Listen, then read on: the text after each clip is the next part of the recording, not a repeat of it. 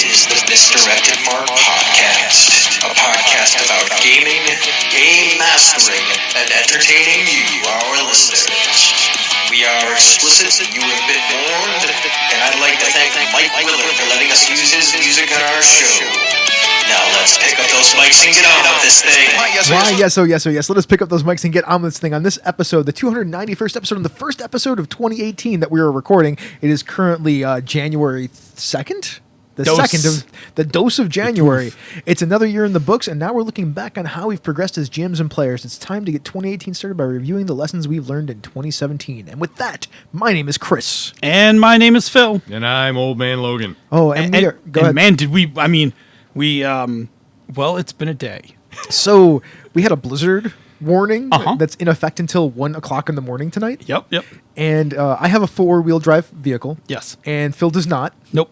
So I was like, and we basically were like, well, I guess I'll go north and take all the stuff. Well, and if anybody knows about Buffalo geography, there's a line that splits your house and mine, right? Like through the middle of the city. Uh-huh. Bob and I are both on the north side of that line. You're on the south side. And the difference can be 1 year, I think we were actually recording, I had 3 inches of snow on my lawn. Yeah. And you had 7 feet. I'm not exaggerating. Yeah, I mean, not a 7 feet. That wasn't recording. That was a Sunday night game night. I'm like, guys, I can't make it to the game night tonight. And Phil was like, what are you talking about? There's like 3 inches of snow out there. I'm like, I have 7 feet. You're like, no, you don't. I went outside and took a picture of me. Yeah. It's standing next to the snow drifts that were 7 feet tall. Uh-huh. And then Phil was like, never mind. Yeah. So then the idea was, let's go north and record. So we went back to Studio One, at the basement of my place. Uh-huh. But then Bob wasn't going to come because Yep. he's like, well, there's a blizzard warning and I have to work tonight. Yep. Right. So me and Phil are out to dinner. Yeah. And we look out the window and we're like, It's really nice outside. it's not bad. They said, hey, it looks nice. Come up here. And I looked out the window and went, holy crap, everything died down. There's like no snow coming down. And I got in the car and I hauled my butt over here. Uh-huh. So then we got here and then we realized that we brought like 95% of the gear, Uh-huh. I forgot the soundboard, the SD card, the SD card, A mic and stand. a mic stand. Well, I didn't know Bob was going to be here, so I figured I didn't need to bring the extra mic yeah, stand. we wound up going 2 mic stand instead of 3. Instead of 3. But Bob has a table stand, so we have the extra table stand. I yeah. can do this. Can I say how much I missed Studio One because of the lovely heater noise that comes on in the winter? I love that background heater noise. It sounds like we're in a dungeon. Yeah, And it looks like we're in a dungeon. a little bit. Yeah. It's it is making heat though, because it's been cold. It's cold. And to stack on top of all that, like my heater went out today. Yes, the other reason why we're recording in Studio One tonight, I have heat. Yes. I mean, we would have had my fireplace, but it's not the same. It's really still very cold. We would have had to be much closer. Uh-huh. It would have been snuggling. Yeah. Although people would have liked that. Yeah, I think some people would have. Dug a snuggly evening of Misdirected Mark. I guess with that then, Phil, buddy old pal, what is going on? Whew. Okay, so all of that. I even had to bug out from work early. The Wow. bosses sent a message and was like, "Hey, you probably don't want to stay in the office. You guys probably want to split." And I was like, I looked out my window and I was like, I don't know. And then like I went downstairs and I come back up like maybe 15 minutes later and like most of my office is gone and I'm like, okay. I also don't know how to lock up my office. So I'm like, I don't want to be the last one here. So I just grabbed my stuff and I'm like, I'm out, threw my boots on and came home and then finished my day from the house. But anyway, this past week, I didn't really do a ton. I didn't really get a vacation between Christmas and New Year's. I took a bunch of half days, so I worked mornings and I had afternoons off. Okay. But I took it kind of easy. I did get a chance to play some DCC. Nice.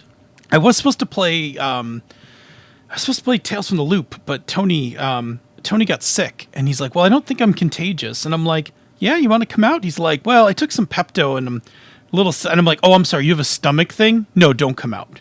Like, You keep yourself home. I mean, brother. I'll get a head cold I'll get a head cold from hanging out with friends and running a game, but not the stomach flu.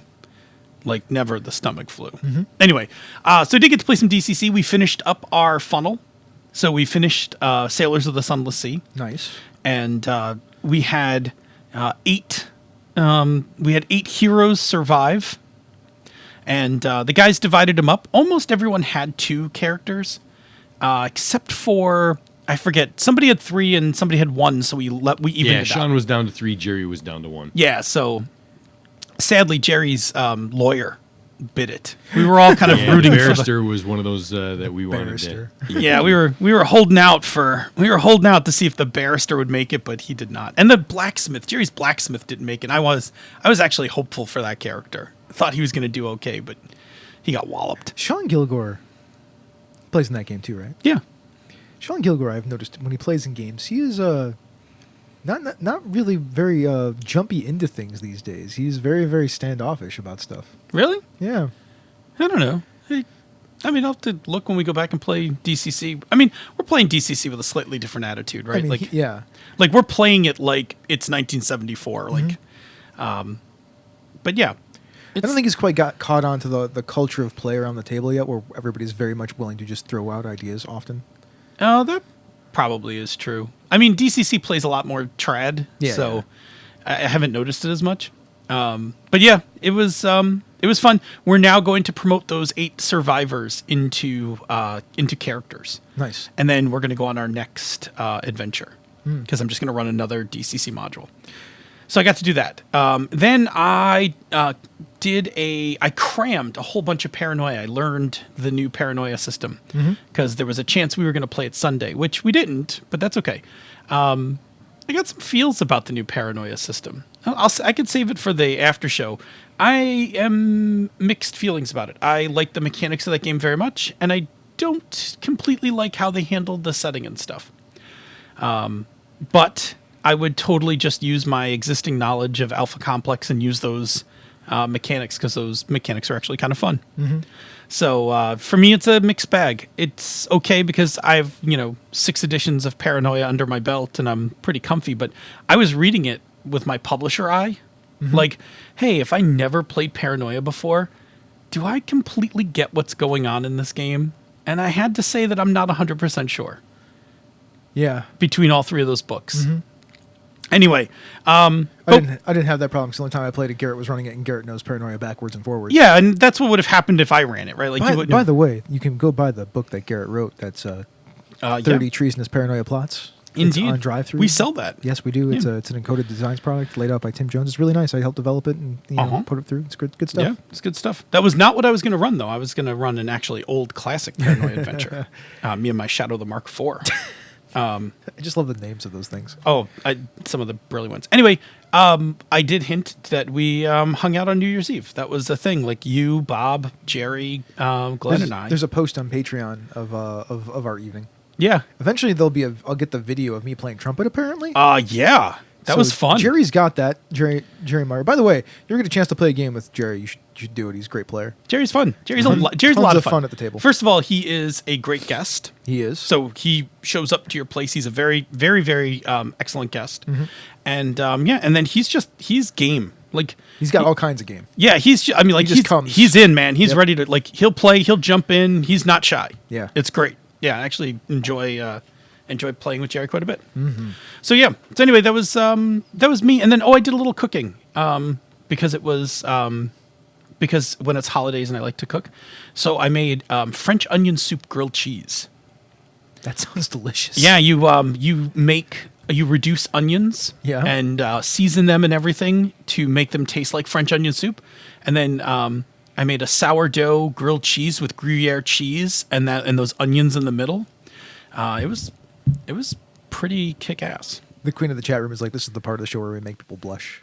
Yes. We made Jerry blush, apparently. There we go. Man, that sounds delicious and terrible for you. I don't know how terrible it was. I mean, the onions won't cost you anything, and It's grilled cheese, though, right? sure, but it's delicious. Yeah, I mean, I'm not saying it wasn't delicious. What part of anything It I was said there good, was man. Grilled cheese is good. Yeah, good. It's good. Anyway, it was perfect for the kind of weather we've been having. Yeah. Like having just a nice, warm, gooey grilled cheese. Delicious. Anyway, that's pretty much it. Anything else? Nah. You want to pass it to somebody? Robert. What you been Hey. doing? So yeah, I'm currently rolling through the night shift blues. Luckily, it's only a 2-week stint. So and I'm 1 day down already this week, so 4 days to go. And then I have to transition rapidly because I work midnight to 8 a.m. on Saturday morning, and then I have to work at 10 a.m. on Monday morning in the office. So that's going to be a fun transition weekend. Plus, there's playoff football, so I'm like, oh. Hey, that's right. The Bills are in the playoffs for Yes, the first they time. are. Here you go. The last time the Bills were in the playoffs, my dad was alive. I didn't know that my son was going to be my son, and I was a gigging jazz musician. I didn't even have kids. I wasn't married to Florence, and I'm pretty sure I was living over Bob in an apartment in West Seneca. Yep. That is accurate. In fact, the last time the Bills were in a playoff game, I think I was 19 years old, and I was in Florida at Disney World. There you go.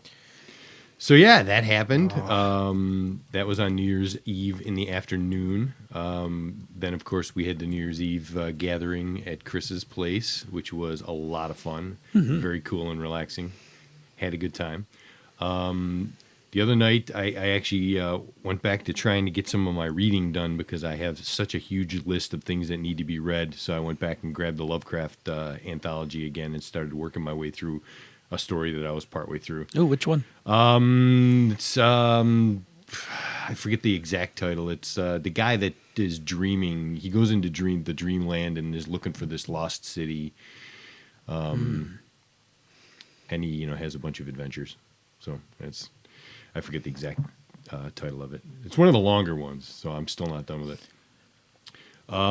We did the DC Thief, the misdirected mark, word scramble. Get that out early. The DCC.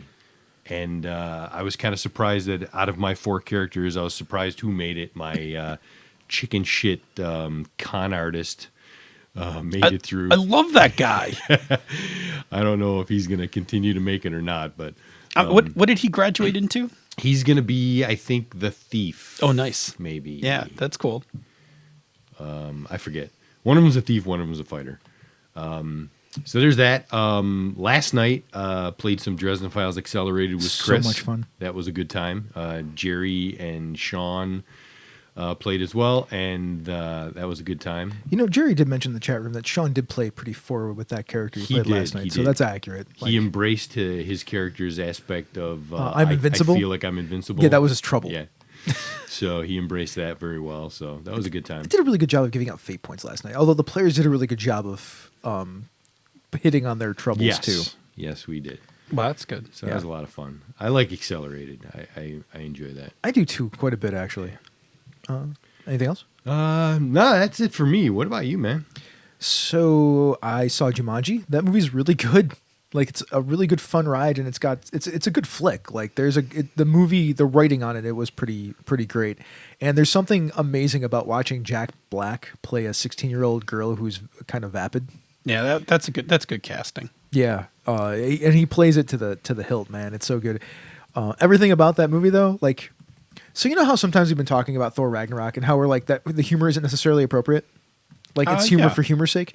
I felt like all the jokes in Jumanji were appropriate to the genre of film and went along with the story that was going on.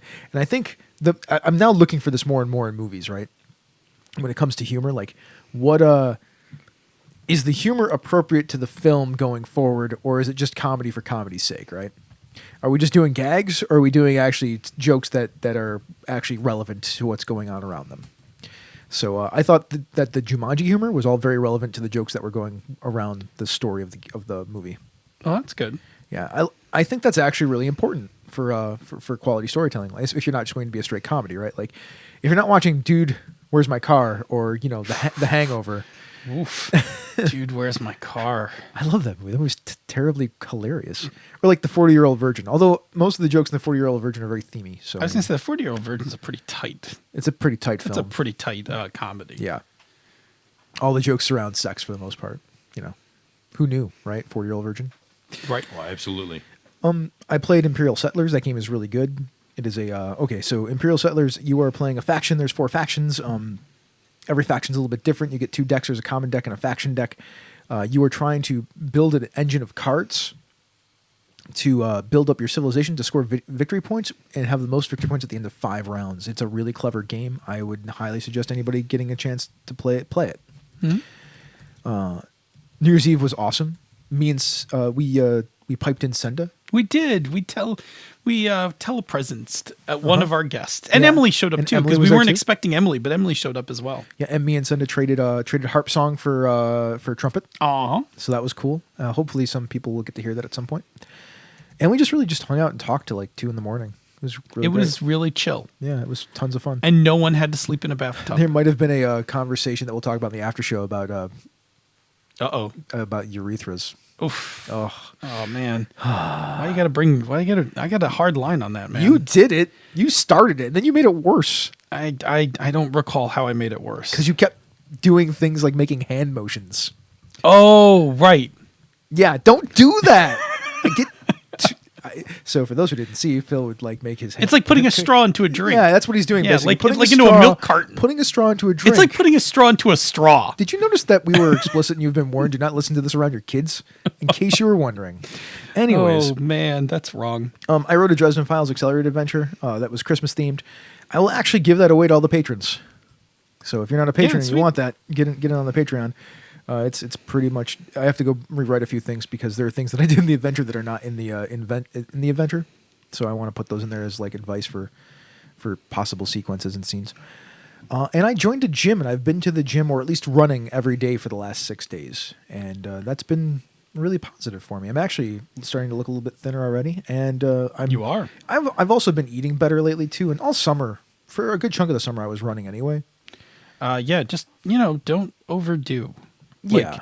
Because you've done this already, where you're like, I'm running, and then you're like, I ran my "Oh." knee into the ground. Yes, and then you're like, oh, I suddenly can't walk. So my knee was pretty sore today when I went to the gym, and it was my meeting with my my personal trainer for the one time I get to meet with my personal trainer, and he actually gave me a couple of exercises to strengthen the ligaments and tendons around my knee. Well, that's good. So You have this thing that you do when you get excited, that you start to overdo things. Uh-huh. And if you get too excited about running, you're gonna bust up your knee again. no, I mean I need you to be just excited enough, like run, but don't be like, I'm gonna run twice every day and through the snow. No, And I hear you saying that. no, because I don't want to fall apart. Okay, Like, I don't want you to fall apart. But I do want to run a 5K this year. I That is a thing. think that is perfectly fine. There, And there's nothing wrong with being at the gym, 6 days on, 1 day off. That is a normal thing as to do. long as your knee is Correct. long as your knee is holding together. I mean, the guy that was training me today is like, if it starts to hurt, then you should stop doing it because it's not what you want. Uh-huh. So I mean, like, but by the end of that session, like I did a full body workout, and then I got on the treadmill for 45 minutes. Yeah. Ran about 3 miles. Like my knee felt fine when I got home. Okay. So I mean, like, And just, and like I put a brace on. okay. So- I want you to gonna to take it be easy, don't successful worry. at Yeah, this. I'm going to and be I don't want you to, I don't want you to burn out too quickly. I started reading Getting Things Done. Yeah. And started implementing some of those things. That book is pretty intense and impressive, and it's like having a conversation with Phil Vecchione.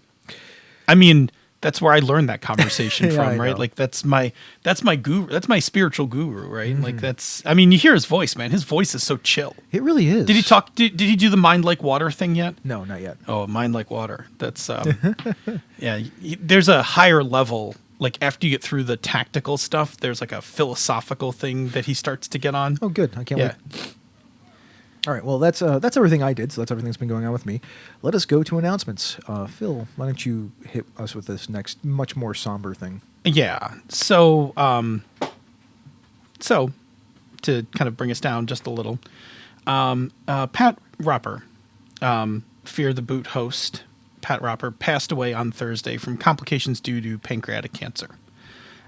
Both Chris and I have been listeners at different times For a very long time. for a very long time. That we both were listeners of Fear the Boot. We both heard Pat on the mics countless times, and Fear the Boot was one of the inspirations for me to be a podcaster. Pat was always very talkative about his porn collection. Yes, yes, Pat.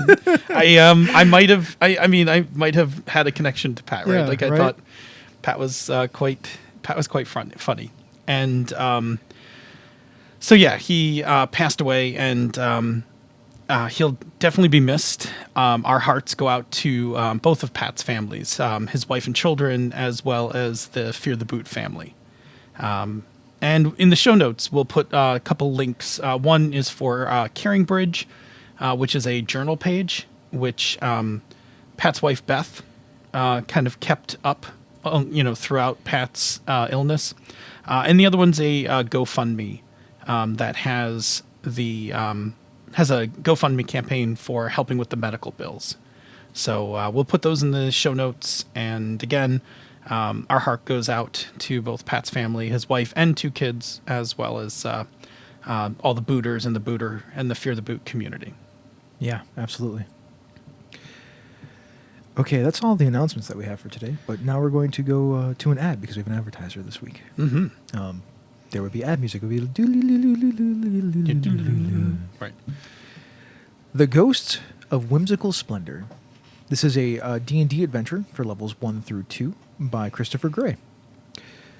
Waterdeep's beloved opera diva has gone missing, and it appears to be more than only a passing concern. With wealthy lords breathing down the city's watch's neck, they must quickly find her so that the show can go on. But something dark is hidden within the deep recesses of the Whimsical Splendor Opera House, and that darkness has taken the city's starlet. Can the darkness be banished, and can she be saved in time? How long is this adventure? It is 4 hours. And what levels? 1 to 2. Awesome. It's very much inspired by the Phantom of the Opera. Yeah, I mean, I'm digging it, right? Yeah, it sounds really cool. I went and read through it. There's some nice art inside of it. The maps are pretty excellent. I mean, Chris is a great writer. Yeah, absolutely. So I mean, it's only 18 pages long. It's great. It's good that way. Go check it out. There'll be a link in the show notes. Mm-hmm. In fact, if you're going to buy it, please go through the link in the show notes because it's got our affiliate code on it. So please. Thank you. Yes, thank you. And pick it up, man. It looks like a really good, solid adventure. Absolutely. Plus, I mean, who doesn't love an opera house? An opera house mystery. Uh-huh. And a rescue, probably. Probably. Hopefully, if everything's gone okay and nothing's eaten the opera diva, then yes. Otherwise, it's a revenge. Yeah. Anyway. All right. Well, that is our ad for the evening. Now let's go to our feature segment, which is the salon. Yeah, I don't even know what music we would make up for the salon. I would have just played the bar music. Although I think I have a salon bumper. I just don't know what it sounds like anymore. Yeah, the salon, chilling in the salon. Just chilling. The salon is the segment when we really don't know what the hell else to shove things into, talking about games That's crap. that's the bar. The bar is basically like when we've abandoned all structure for the show. The salon is like we're going to talk about gaming. At least there's a promise that it's something about gaming. I always thought the salon was where we would go and talk about geek stuff. The salon, I don't know. We haven't used the salon in a while. Like, Yeah. it's dusty in here. There's Yeah, so here, There's there's things even a over the description of it, where we furniture. talk about stuff we've been doing, playing, watching, etc. The goal of this segment is to talk about ourselves and let listeners know more about who we are through the lens of our geeky interests. It's as if the show template actually describes each of the segments within it. That's almost crazy like talk. somebody wrote that for us to talk about the future. It's good we have templates and shit. I know, around right? Like here. those Yeah, are well, those are good things. Well, anyways, since we are in the start of 2018, it's time to do one of those look back episodes where we reflect on 2017. We're going to do it a little differently though, and not reflect on the show since most of you were with us for all of 2017 or part of 2017. Yeah, we're just taking for granted that most of you have been here. If not, like there's a whole bunch of recordings we left on the website. So by all means, you can do that. Like Start at 161 and work your way forward, or 163. well, a lot of it is. people will do the like what are our top 10 episodes for this year? I really still need to put that list. You keep talking. I'm gonna go into Trello and give myself a thing to put that up somewhere. All right, so look, instead of doing like a top 10 thing or whatever we recorded, because you could go listen to that stuff, we're actually going to look back on our own gaming, both in terms of GMing, as players and as designers, and we're going to talk about the things that we liked, things that we learned. And at the end, we'll be completely cliche. We'll even make a few resolutions. Wow, resolutions. And for those of you in the chat room, feel free to play along and answer the questions as we answer them. And we'll read some of the highlights at the halfway point and at the end of the segment. Sorry, Kevin Lovecraft got me. Templates and shit. Us, my misdirected Mark cover band. There we go. Love it. It's so good. Oh, it's accurate. All right. So, am I doing question one or are you doing question No, one? hang on, because you missed the last line. 'Cause you Oh, were yeah. For those of you who overex- are listening later, you can drop into the G Plus community and share your answers. Yeah, absolutely. We want to actually hear this from everybody. Yeah, we we wanna just know. happen to have mics, so we're gonna do all the talking right now. So I don't but- have to type. Yeah, exactly. So question one, that's me. See, it's in black. You're blue. Yeah, I'm black. I know. I'm waiting. No, it's okay. Senda does the same thing. She starts just reading over my sections in the Panda's notes. Okay. So, Phil, how was your gaming overall for 2017? Shut up! You took my question, you I jerk. totally did. Chris, how was your gaming overall? Don't make in me pull this 2017? podcast over. I'll turn this around. It was mixed. I actually played a ton of games this year, but it was my heart wasn't really into it all year. I did not have the best year personally or professionally, really. It was not a great year, and for some reason, but still my heart, like not having a great year personally, professionally, affected how much enjoyment I got out of gaming. Yeah, I think that's reasonable. I think you had like kind of an up and down. I don't know. Did you? We'll talk about specific games in a bit, but did you have any particular like? Did you feel like oh, there were a couple good games and the rest of them were so? Or we'll was talk this about- a year where we'll you talk like, about really? that later. Is this Like- the year you dragged the sled? Dude, there are some amazingly good games that were played. There's some things that really like, if I didn't have them, it would have been just a god awful, terrible year. And strange enough, all the games that were really pretty amazing were not games that I ran for the most part. There were a couple of good ones that I ran, but for the most part, it was ones that I played and that like made me feel better. Well, that's good. Sometimes you need that, right? Like sometimes when you're low energy, that playing is easier than GMing. That's Which is true. interesting for you because jamming is In my blood, it's usually the thing you want to do. I am. I find that I can be just as entertaining as a player too. So I'm like 50-50 now. I used to be like 100% GM. Like all I'm ever going to do is run shit.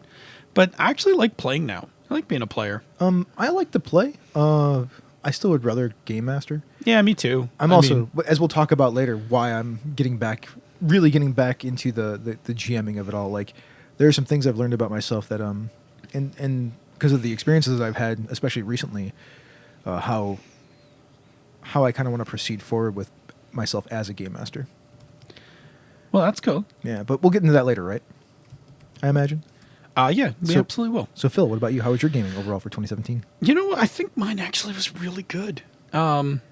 I got in a lot more gaming than I have in the past year, and I got a chance to actually play games that I really wanted to try. Like I just went and did it. Mm-hmm. You have always had more gaming sessions than I have. You might have played more than me this year. Yeah, but this past year, like I really stepped it up. Right, I had my Sunday group. Uh-huh. I was in your Sunday group. Yep. There was the Sunday morning games, Yep. and I had an Wednesday online evening. Yep. Yeah, I had an online Wednesday evening game playtesting Hydra Hackers, and then I went to a bunch of conventions. Uh-huh. And then you started doing DCC on Thursdays. I started doing DCC on Thursdays. Yeah, so packed in a lot of gaming this year, and I loved it. Like I've really missed. I just wanted to play more, and I had a chance to do it, and I've really enjoyed it, and it's been really positive. I got to play with a lot of cool people, which has been actually a lot of fun. So yeah, overall, I was pleased. Now, what I didn't do a lot of this year, and I don't think I did a lot the year before, was I did not play a lot of board games. Like board games were down. I did not play a lot of Minecraft this year. I played some, but I didn't play a ton of Minecraft, and I played some app games. I have some favorite app games. Like I really worked over out there a bit. But yeah, overall, this year was really like heavy role playing, like a lot of role playing games and conventions. So yeah, I was pleased. I give my year a thumbs up. How about you, Bob? Yeah, gaming wise, while the rest of the year was kind of a downer in a lot of ways for a bunch of different reasons, especially with everything that's going on in the world, the gaming part of my life was actually pretty awesome. I played a bunch of more games than I did the previous year, partly due to you cranking up your playing and DMing. I designed a bunch more games. I'm kind of really feeling my my game design urge. We're going to talk a little bit this more year. about design stuff in a me. few questions, but yeah. But yeah, overall, I would have to rate my gaming experience for the year is pretty awesome. Nice. All right, let's move on to question number 2, which is memorable games you played. So, Phil, what are some memorable games that you played this year? It was funny. I had to, I don't keep track. Like, I don't have a spreadsheet or anything. Surprise! I don't have a spreadsheet of tracking my gameplays. It's actually surprising. It is surprising, actually, right? Because you'd think I'd be like one of those people with, like Uh-huh. a spreadsheet of gameplays. It seems like a you thing to do. It does. But you know what I actually do have? I have a weekly archive of everything I've done every week. It's called the Misdirected Mark Podcast. Yeah, I went into the backlog of shows, and I was like, I started at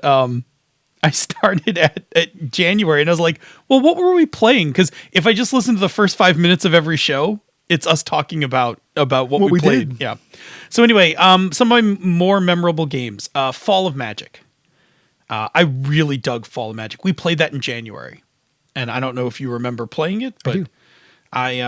I totally love that game. It's a great game. I actually want to play it again. Like, I would like to get another play of it in. Masks, I really enjoyed. We started playing that in the summer, into the end of the year. Yep. That was totally cool. I really like that game. I'm Masks? not great at running it yet, but I will be. I've actually really liked playing Masks. Blades in the Dark. I had a lot of fun with Blades in the Dark. You didn't, as we'll find out. But Yeah. after getting over the hump of that game, got a much better feel for it. The game annoys me on a few levels. Yeah, it was frustrating. It was actually a tough game to. In my earlier days, I probably would have dumped that game. Like, I stuck with that game longer than I normally would. But I was like, I reached some point where I was determined to master this game. Sure. And I got there. And I made some cool things happen. And lastly, and the chat room is already saying it, one of my favorite memorable experiences at the game table was at the QCC playing Rockalypse. Oh, yeah. That Rockalypse game, first of all, the table was amazing. And I got to play the MC, and all of my aspects were shticks from the show. So, I had like an aspect mic drop, we out. Yep. I had one, we're explicit, you've been warned. Yep. And it's Eric Simon was running it. Eric Simon was running it. It was fantastic. It was so much fun. It was probably one of my highlights of QCC, actually. So yeah, Rockalypse was just totally awesome. What's one of Senda's favorite games too? She's talking about how her Twitter icon is still the character art from that game, which I think PK Sullivan got for her birthday or for Christmas or something. Yeah, and for her birthday, I think. Yeah. Robert, how about you, man? Yeah, I am right with you on Fall of Magic. That was one of the more memorable games that I played this year. Rockalypse, for sure, was definitely near the top of the list for highlights. 10 Candles was something that I originally forgot all about. Yeah, game. 10 Candles was And then really something good. reminded me of 10 Candles, and I went, holy crap, I have to put that on the list. And our game of Love and Justice at Origins. Which one? Well, I only played one. I played. You played in a bunch. I know somebody in the chat room was just like, "What about Love and Justice?" And I'm like, "Which time? Which time? Yeah. I've played so many of them. I haven't played Love and Justice. That game is fun. Yeah. Yes. And that was those are my memorable games from the RPG side. And I also I threw in a couple of non-RPG games. One being Harbor, which is a really small format, super smart game, worker placement game. I Very heard you clever. guys talk about that Love game. that game. I think we both own it. I own it. Yeah, I own it too. And I'm going to plug my own. Equinox and Solstice was a game that, evolved from something else. Oh my God, did that it Chris evolve? and I sat down one night and banged out, and I'm like super excited about Coming to a doing drive-through card store near you. Yeah, soon. I need to talk to Tim soon. Yeah, absolutely. You should buy Equinox and Solstice. That game is Well, don't tell people they need to buy it. We'll when it's ready to sell, we'll tell people to go buy it. Okay, that's a good game. Yes. It's a really fun card game. So yeah, What about you? Me. So Blades, I'm going to give mez and yays. Okay. So Blades in the Dark was meh for me, but I was also really in a bad mood when I was playing that game, so that could have led to it. Now, that game was also one we actually told you not to play. I didn't really mind. I wasn't annoyed because I was playing a bad person. I was annoyed because the game didn't work. Yeah, you had a lot of struggles with that game. It's just a bunch of mechanics that don't seem to fit the theme or what that game is trying to do. I will agree that there's some interpretation, right? Like you and I have the difference. I think is I just ran it the way I wanted to eventually. Yeah. And then I was pretty happy with it, and I don't think I did it wrong, especially based on how people say Harper's run it on Twitch. Yeah. But I know what you're talking about because I've read I read those rules like 60 times. I read the book too, and I'm like, this game, the mechanics of this game are not promoting what the game is promising, I suppose. Yeah, I will say this. After you had left and I had cleared most of the mechanical hurdles, like we did a couple sessions that were like really non-standard. Like that one where we interrogated the guy as the job. Like that was a very non-linear adventure, and it was really neat how we were able to actually use the score mechanics to actually simulate what I thought was actually a pretty TV looking. Oh, absolutely. Yeah. Yeah. But we did flashbacks and it was a good time. But I echo your frustration. That game is frustrating. Yeah. Yeah. Absolutely. I ran a short campaign of Star Trek Adventures. Yes. I really enjoy that game. Like, I don't know if I would remember how to run it now. I'm sure I could. I heard there's a lot going on in that game. Tons going on in that game, but at that point, when you have that much going on in the game, you realize like, oh, it's just a bunch of dials, right? Right. And it's just a bunch of different ways that you can interpret stuff. And I like games where you can interpret things. And it also adheres often to the Star Trek ideal of like, we probably shouldn't be shooting at things first. Yay, that makes me feel good. Like when you do, it goes wrong pretty fast. No, that makes me happy. And also like you can enforce things like the Prime Directive. And granted, I actually, the campaign that we played was actually a pretty shooty campaign because they were dealing with the Borg. But you don't really shoot at the Borg. You find clever ways to defeat the Borg. You can shoot at them, but they just adapt. Yeah, pretty much. You find clever ways to deal with the Borg. Yeah, Borg is an outsmarty. Yeah. That's an outsmarty. So, I mean, that was really fun to play that. And we had a really good time playing that campaign. Masks was meh for me and fun for me. Like, I had a really hard time running that game because I'm so much in the Dungeon World school of things. And it's not a Dungeon World game. It's more closer to like a relationship game. Yeah, totally was that. I will say this. I think you had one great arc. You had one arc.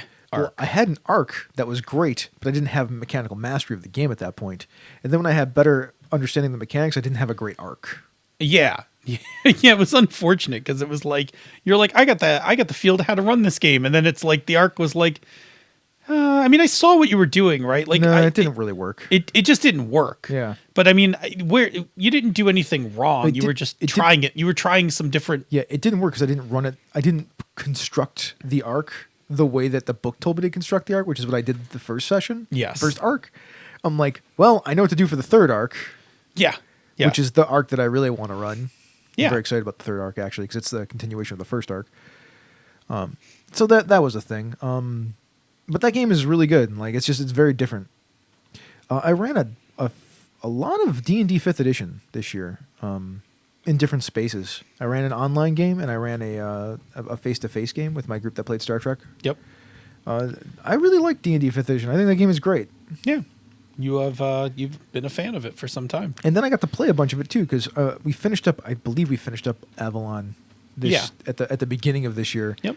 And then we played Avanti, which Emily ran all pretty much the rest of the year. And I had to play a really great character named Jameson Cree. Nice. And he was the prismatic mage. He had sparkles all the time. I was just constantly using cantrip to, create glitter, basically. It was wonderful. That's awesome. And that group is great. Then we played D&D on Monday night. Bob and Jerry and Drew and Rob Dorgan. Yep. Such a good group. A lot of fun play there. And then now we're playing Dungeon World in Odvex Castle, which I ran at the QCC for Rob and Doc Palindrome and Rob Bush. And when I say Rob, I'm talking about Rob Apprezzato. Rob doesn't need a last name anymore. He's just Rob. If you hear me say Rob, I'm talking about Apprezzato. Yes. Yeah. And Alexa. Yeah, and it was that was a wonderful convention experience because I ran a long con. Never done that before, so that yeah, was a yeah. really good time. And 10 Candles was a pretty interesting game. I dug 10 candles. So those are the like I had a bunch of memorable games this year for different reasons. Memorable for the bad and memorable for the good. Yeah, I actually was surprised when I went back and listened to the shows to kind of catch up where it was. I played Blades for a while. Yeah, you Like did. Blades was like, because I listened to the first couple episodes from 2017 and I was like, oh, I'm getting ready to play the Hood. And then I was like, oh, I just got my copy of Blades in the Dark. I think I'm going to talk everybody into playing Blades. And then like, I didn't finish playing Blades until like a month or so ago. Nice. So I played Blades for most of the year. Yeah, I say that, but like that game was, I mean, as much as I love that game was a struggle. Like I struggled to get that game down, like It's true. to get a handle Yeah, of that sometimes game. it's worth it doing that, right? I mean, I'm happy I did it, right? Like I could definitely run that game again. Anyway, yeah. All right. So question 3 before we get into the halfway point and go check in on the chat room. As a player, so not as a GM, as a player, what insights did you learn from this past year? And we'll start with Bob. Yeah.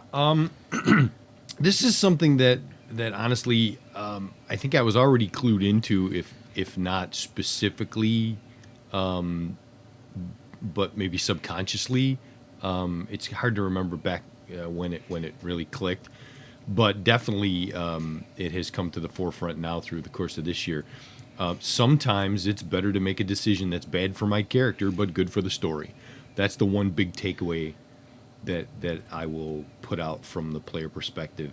Like I said, I kind of already knew that, but I think it really, this year is when it really became a thing that's like, yes, this is the thing to do when you're a player. Sometimes let your character suffer for the good of the story, because sometimes that's the best way to make the story get even better.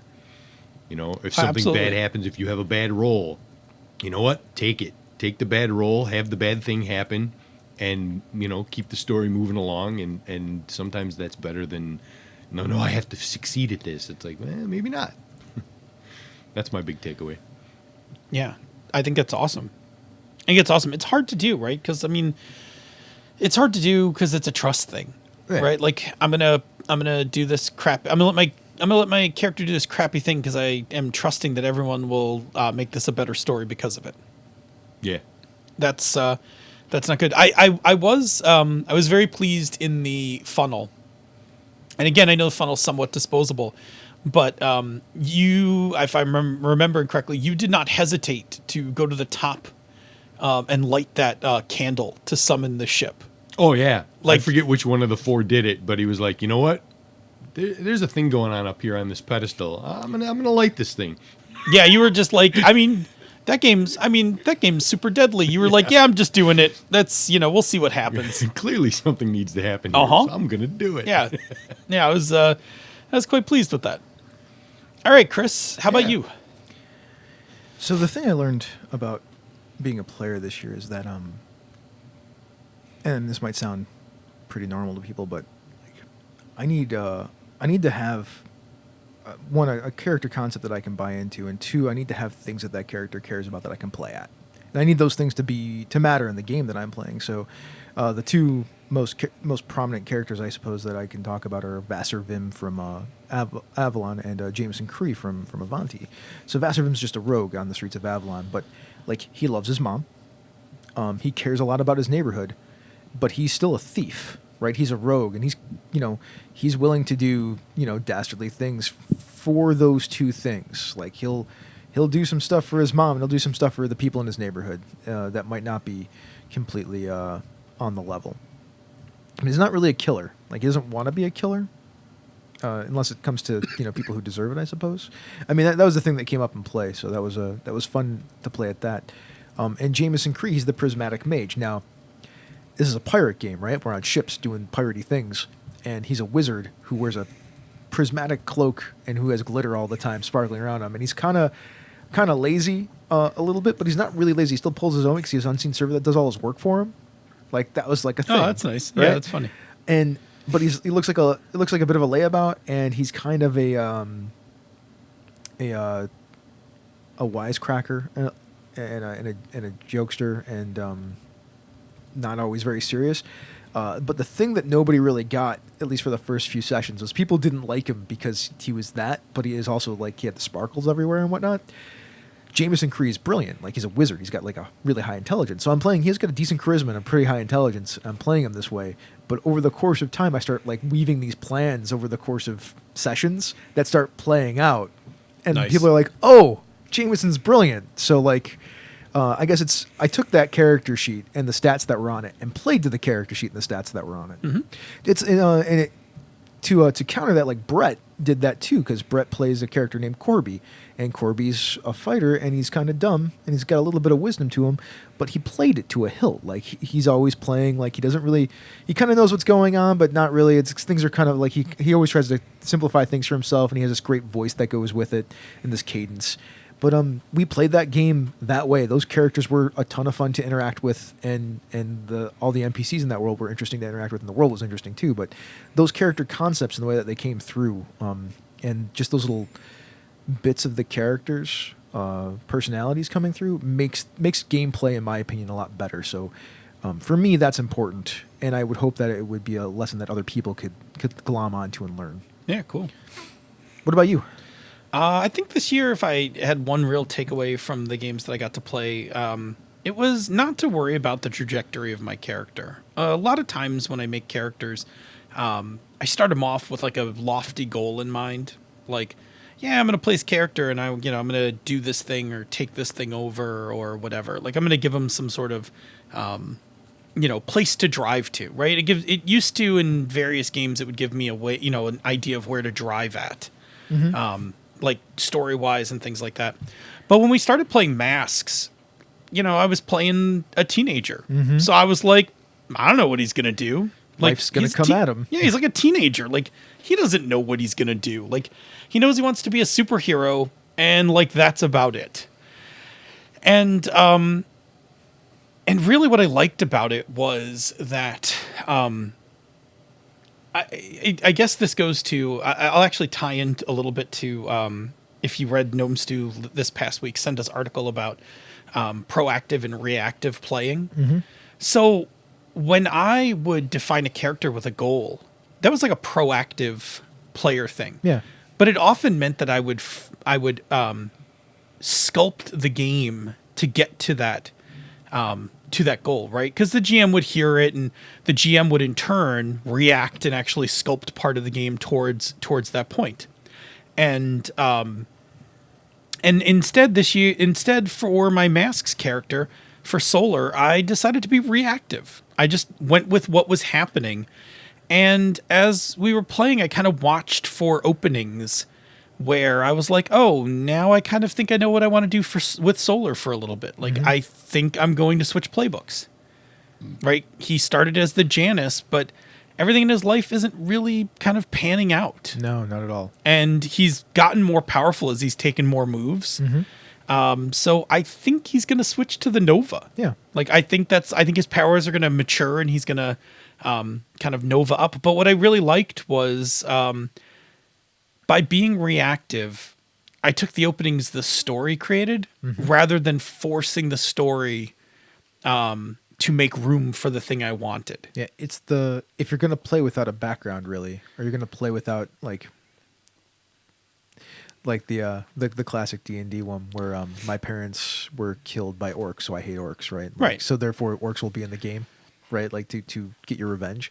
Instead of having that kind of story, it's like I'm a teenage superhero who wants to do good things. Yeah. It's really open-ended. Well, I mean, even Corrin.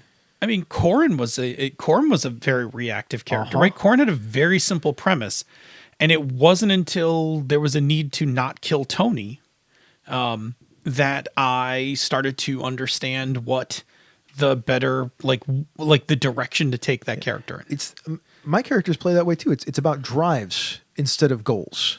Yeah. What drives me to do things? And then how is the world going to change how I feel about the way that I feel about the world? Right. And I think my problem has been as a player is that since I love genre, like I want to do a certain thing in a genre, right? So it's like, I have a goal. This is the goal I want to achieve in this genre, right? Like I want to be king, or I want to be the head of the Thieves Guild or whatever. And then I just kind of make the GM like, make that happen for me, GM. Like I'll do the work, but start putting those things into place. That's proactive, right? It is. The last couple of Well, those are goals. yeah, the last couple of characters I've had really simple goals, right? Like Corrin was an addict, right? Looking for his next fix. And Solar Corrin didn't really have goals. He had a drive. Like he had a drive, you're right. Yeah. And Solar had a drive, right? Like Solar had, Solar was a Janus, right? He was juggling his personal life and his superhero life. And he liked, like his one drive was he genuinely likes being a superhero. Yep, and he cares about his girlfriend. Yeah. And those, allowed me to be reactive. So for me, this year was a chance to kind of really understand kind of more reactive play, I guess. Yeah, Jameson wanted to be free and live on the sea, and didn't really want to be associated with his family, and he wanted to. Later, he had a goal, but that's because that arose out of play. But that's different, right? He didn't have one at the beginning, so. But that was kind of Jameson's shtick. Like he wanted to be a pirate. He wanted to be a sailor. Yeah. Yeah, Vassar cared about his mom and he cared about his family, or he cared about his neighborhood. Like he had those two drives. And I don't think I'll make every one of my characters reactive, but I think now that Senda's helped pen some of those terms, I actually think I'll think about it when I make a character and decide, like, is my character going to be proactive or reactive? Like, in terms of what I want out of the game. Are we accepting this into the Misdirected Mark Lexicon? Is that what we're doing right now? That's a pretty strong article. Because if we're going to, then I will start using those terms instead of saying goals and drives. Because to me, like that just seems. Well, I think goals and drives are things you have. I think the difference is a proactive player goes forward to make things happen, and a reactive player plays off the story. Well, a proactive player also will state their goals right up front, whereas a reactive player will just have drives that help guide their character through play. Yeah, I think what you call it? I think we induct those terms into the Misdirected. I guess we Mark need to do Lexicon. an episode on reactive and proactive gaming. Ding. Yeah. And why don't you put a pin in that? There you go, Senda. I feel like we should invite Senda to come on the show via Hangouts and do that with us. Absolutely. We shouldn't just like her article and then go do an episode and be like, yeah, now we're just going to use all of Senda's terminology. She's going crazy in the chat room. It's hilarious. So, official MMP lexicon. This is it. I've made it. This right here. Oh my god. so yeah, that's that was me. That's my player thing. Okay. Well, we're going to take a break for a bit and check in with the chat room, see about their games, their player insights, and come back to talk about GMing insights, design highlights, and making some resolutions for 2018. Oh, what's going on in the chat room?